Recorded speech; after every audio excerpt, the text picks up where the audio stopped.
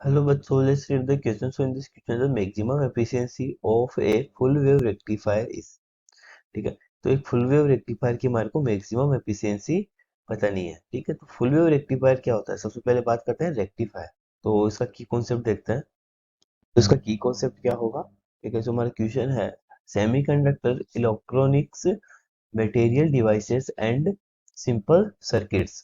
Semiconductor electronics materials and simple circuits. ठीक है, जिसमें से हमारे पास जो डिवाइस है उसका क्या नाम है? Full wave rectifier. ठीक है, फुल वेव रेक्टिफायर। ठीक है, अब एक रेक्टिफायर क्या होता है? रेक्टिफायर का अगर हम बात करें तो एक रेक्टिफायर होता है जो एसी करंट को, जो हमारे पास एसी करंट होता है, उसको कन्वर्ट करे डीसी करंट में। ठीक है, रेक्टिफायर का क्या होता है यूज? एसी करंट को डीसी करंट। सपोज करो हमारे पास एक रेक्टिफायर है। ठीक है, कोई हमारे पास एसी करंट है, कुछ इस तरीके से चल रहा है। ठीक है, एसी करंट हमारा अप एंड डाउन होता है, ऊपर एंड नीचे। अब हम बात करते हैं फुल वेव रेक्टिफायर की। ठीक है, तो फुल वेव रेक्टिफायर क्या करेगा? यहाँ पे जो नेगेटिव और पॉजिटिव में जो हमारी वेव्स बन रही है, ठीक है, इन दोनों वेव्स को क्या करेगा? रेक्टिफाई करेगा और एक करंट जनरेट करेगा, डीसी करंट। ठीक है, जो कि क्या होगा? रेगुलर होगा। ठीक है, इस तरीके से हमारा जो है फुल वेव रेक्टिफायर वर्क करता है। ठीक है, तो ये हमारा हो गया फुल वेव रेक्टिफायर। लेकिन जब हाफ वेव रेक्टिफायर की बात करते हैं, ठीक है, तो ओनली जो पॉजिटिव वाला पार्ट है, यहाँ पर देखिए जो पॉजिटिव वाला पार्ट है, ठीक है, वही हमारा जो रेक्टिफाई हो पाएगा। जो नेगेटिव वाला पार्ट है वो यहाँ से हट जाता है। ठीक है, तो ये हमारा फुल वेव रेक्टिफायर होता है। अब हमारे को इसकी एफिशिएंसी बतानी है, फुल वेव रेक्टिफायर। ठीक है, तो ये तो हमारा इसका कॉन्सेप्ट हो गया। अब फुल वेव रेक्टिफायर की हमारे को एफिशिएंसी बतानी है। ठीक है, तो जो एफिशिएंसी होती है, ठीक है, एफिशिएंसी को हम किससे डिनोट करते हैं? Efficiency is the ratio of DC power to the AC power.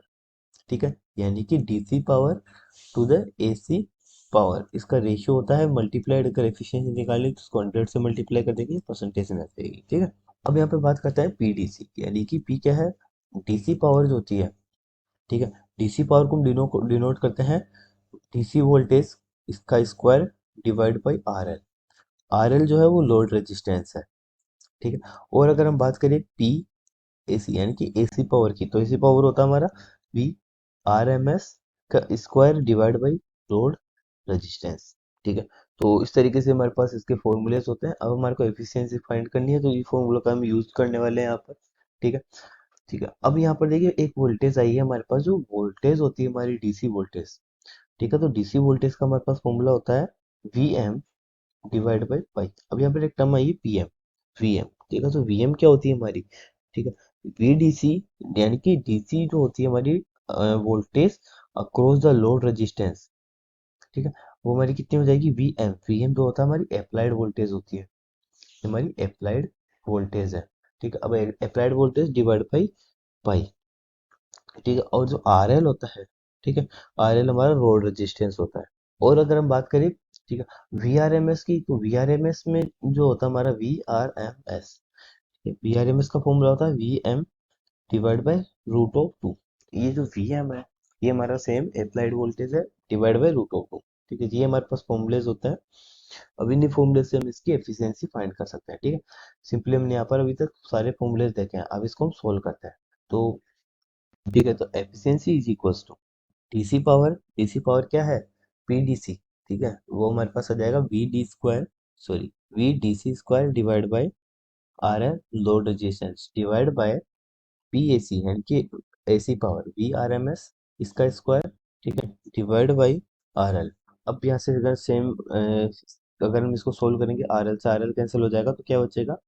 We T C square divide by V R M S square.